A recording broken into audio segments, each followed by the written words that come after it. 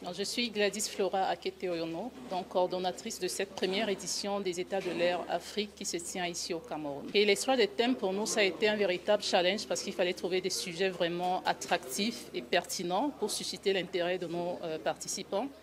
Il était question donc de faire une sorte d'analyse des défis auxquels font fait le transport aérien en Afrique. On les a identifiés, mais également voir quelles sont les menaces et les opportunités qui prévalent dans notre région. Donc très vite, il s'est dessiné les défis de sécurité, les opportunités en matière de décarbonation du transport aérien et les défis en matière de capacité des ressources humaines qui doivent tenir donc le développement durable de notre secteur en Afrique. Donc pour cela, nous avons dû travailler de façon collégiale avec les représentants des structures au niveau local et régional pour faire une validation de cette thématique qui se sont déclinées en 4 thèmes de nos conférences qui ont fait l'objet de cette journée. Bon, nous sommes très satisfaits du niveau des interventions parce que nous avons eu la chance, nous avons été très gratifiés d'avoir des intervenants qui viennent des structures qui ont compétences pour donner leurs appréciations sur les sujets, pour donner leurs appréciations sur l'état d'avancement des grandes initiatives au niveau du transport aérien. Mais également, nous avons eu la validation de ces sujets par les structures au niveau local.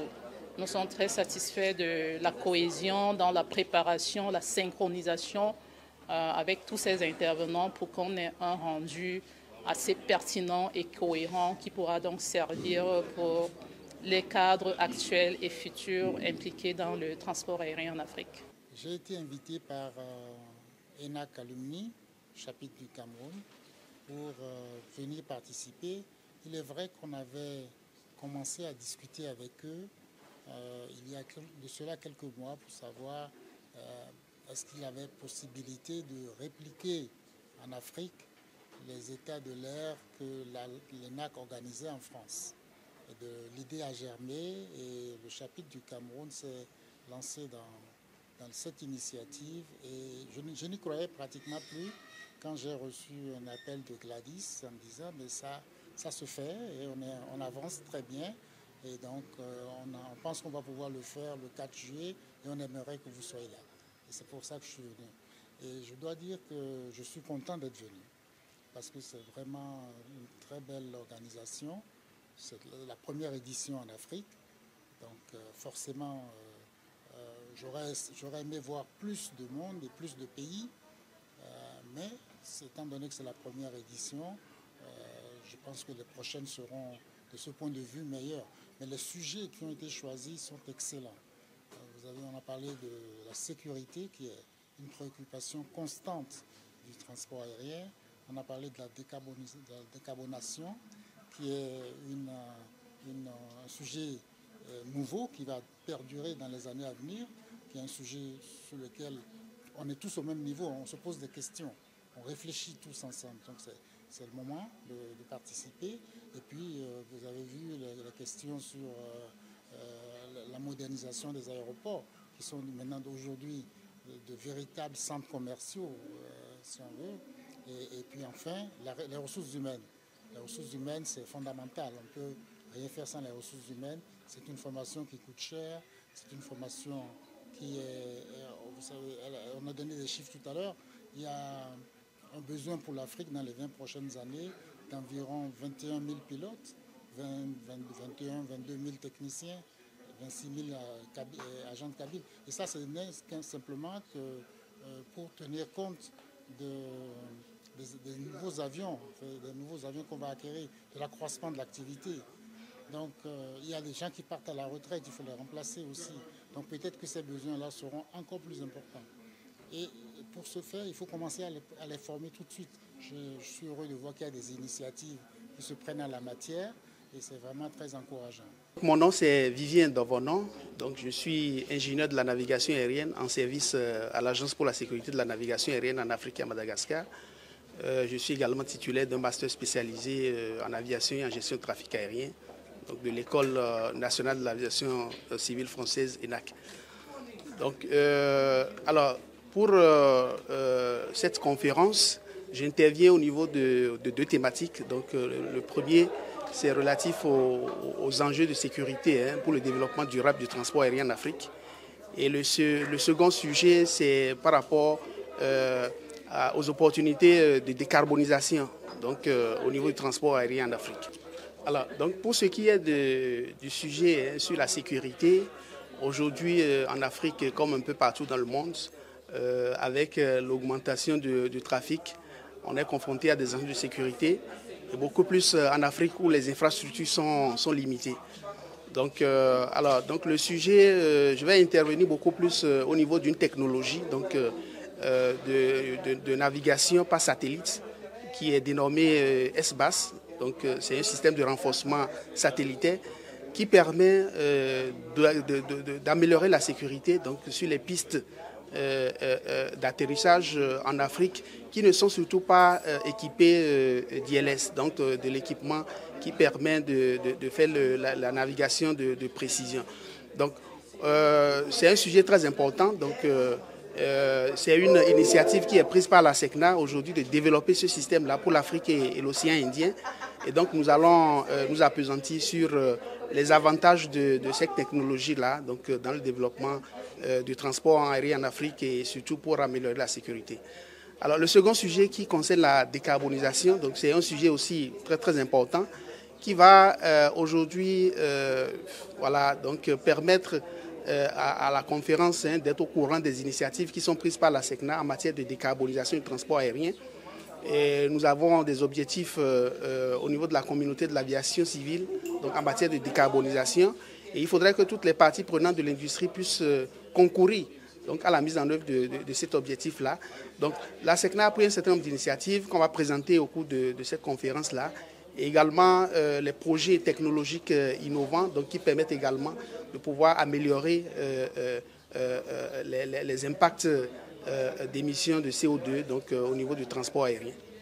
Oui, bon, je pense que c'est une très bonne opportunité donc, pour les acteurs de l'aviation civile au niveau du continent donc, de pouvoir prendre part à ce premier événement. Événement qui va vraiment faire le point donc, sur la situation du transport aérien en Afrique et partant des enjeux de sécurité, donc aux enjeux de décarbonisation, mais également d'autres sujets qui permettront effectivement d'avoir un état des lieux donc, de l'aviation civile en Afrique et de pouvoir se projeter sur les défis à relever pour les prochaines années. Je suis Juliette Seyoum.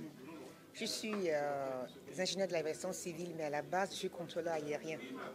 Actuellement, je suis commandant d'aérodrome à l'aéroport international de Douala.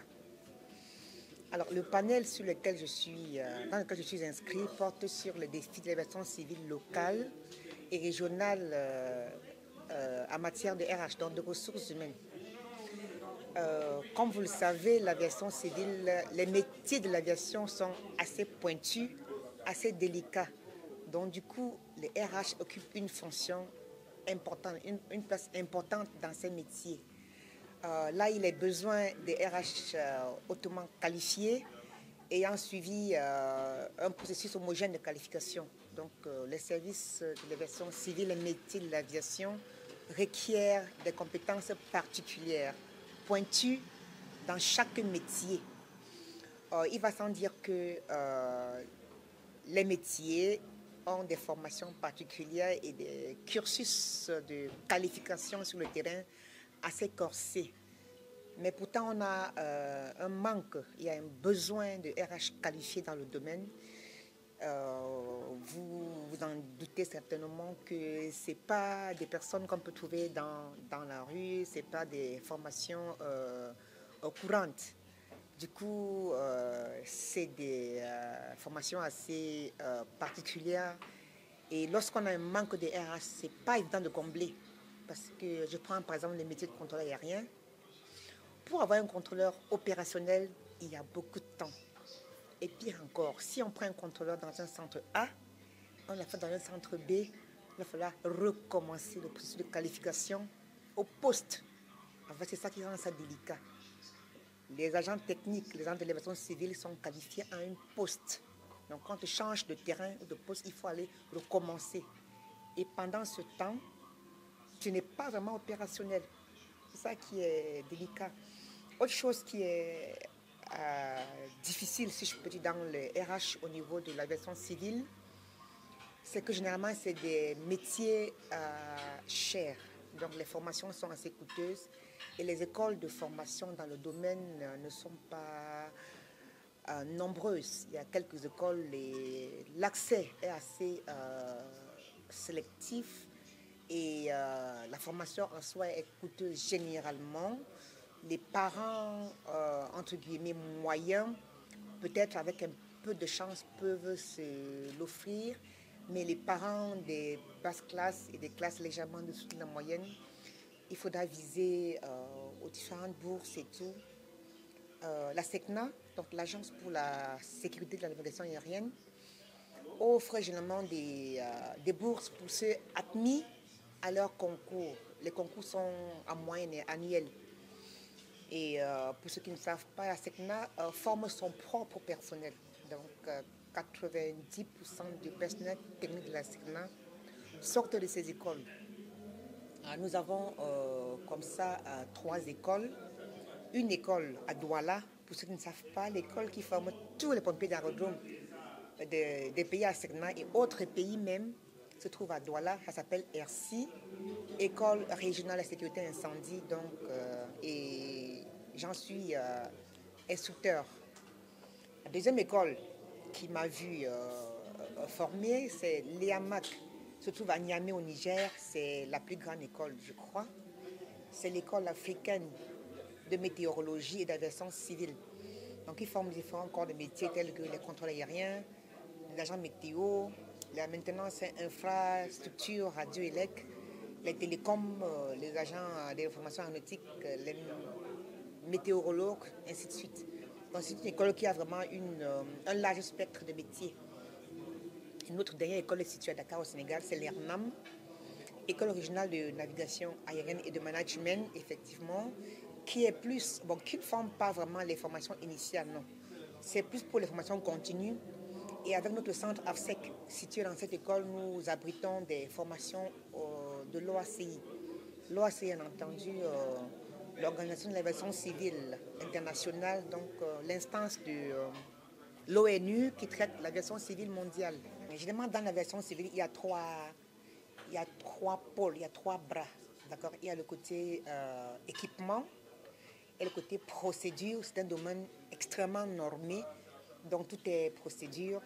Mais il y a surtout le domaine ressources humaines. Ah oui. Parce que si on a des machines, on a des procédures pour utiliser ces machines. S'il n'y a pas des hommes qualifiés pour faire cela, on n'aura pas de service.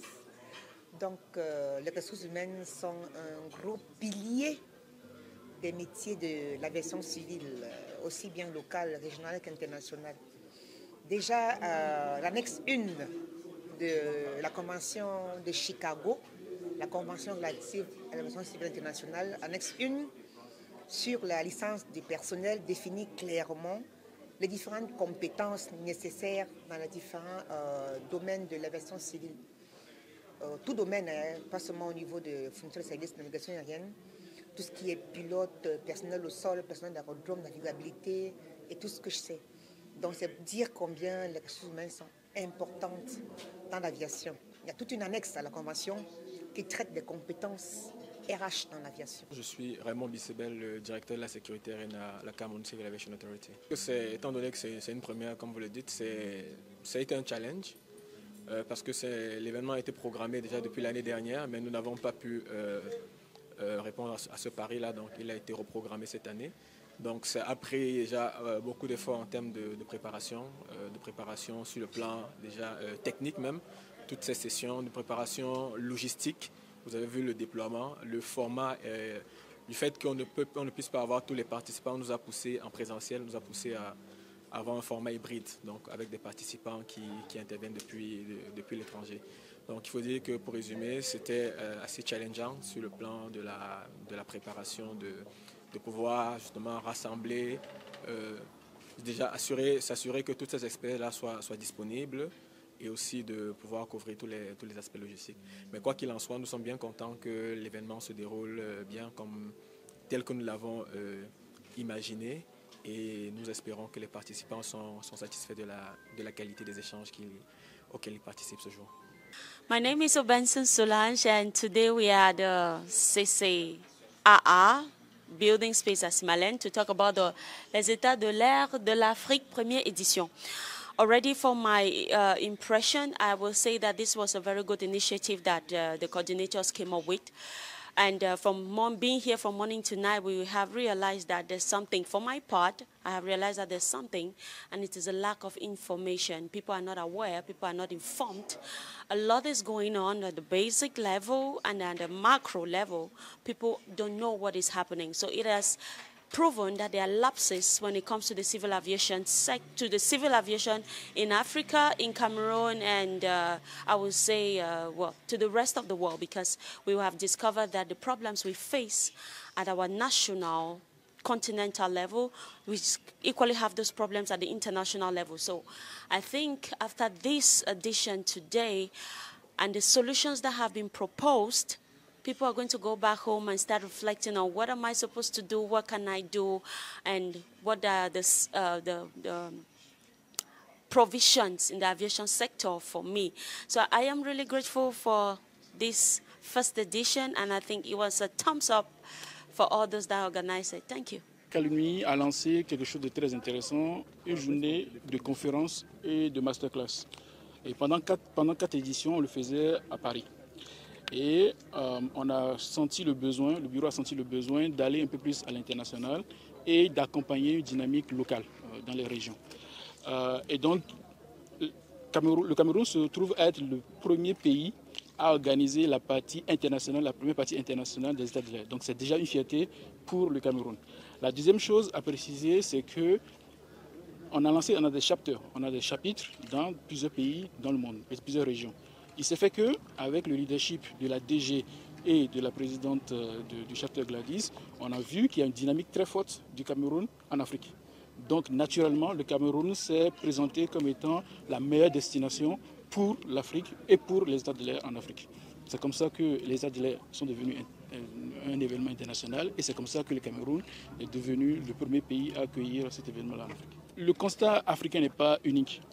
Tous les pays, le trafic a retrouvé son niveau post-Covid, un peu partout dans le monde. Mais ce qui serait encore plus intéressant pour l'Afrique, c'est qu'on ait une croissance beaucoup plus forte que ce qu'on avait avant Covid. Tout simplement parce que quand on regarde le volume, le pourcentage du trafic en Afrique, le pourcentage est très faible par rapport aux 2% considérés, 10,5%.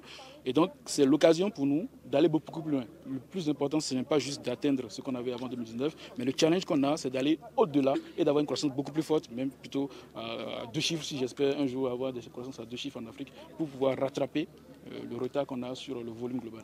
Le problème global de la décarbonation ou de l'écologie en Afrique est prééminent. On a 4% d'impact dans le monde, au-delà de l'aviation. L'Afrique contribue à 4% seulement de l'émission de CO2 dans le monde. Et l'Afrique va subir indirectement et plus rapidement les conséquences du changement climatique, puisqu'on aura plus d'impact s'il y a des montées des eaux en Afrique qu'un peu partout ailleurs. Donc déjà, globalement, on a déjà cette problématique-là. L'Afrique peut saisir une opportunité avec tout ce qui est compensation carbone, puisqu'on a de l'espace et on a des forêts, on a des espaces pour pouvoir jouer cette compensation-là avec le monde extérieur. On a de l'opportunité de faire autrement, puisque aujourd'hui, on peut bénéficier des nouvelles technologies liées à la décarbonation plus vite que les autres parce qu'eux, ils auront le temps de changer leur méthode d'avant ou de changer les équipements qu'ils ont avant. Alors que nous, d'entrée, on peut utiliser les nouvelles technologies, les nouvelles solutions disponibles. Donc, c'est une chance aussi pour nous de se positionner globalement sur la décarbonation, sur les aspects qui sont liés au futur de l'aviation de l'Afrique.